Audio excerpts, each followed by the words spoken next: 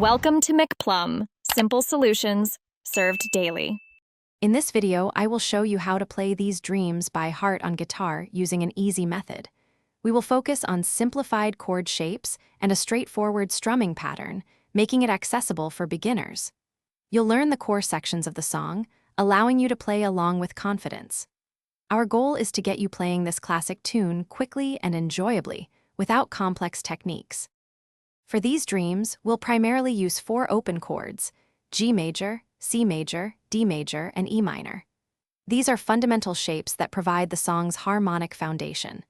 The strumming pattern is a simple down, down, up, up, down, up, which you can practice slowly to build muscle memory.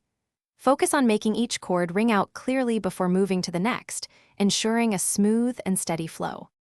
The verse section of these dreams follows a common 4-chord progression: G, C, D, and E minor. Play each chord for 2 beats with our simple strumming pattern.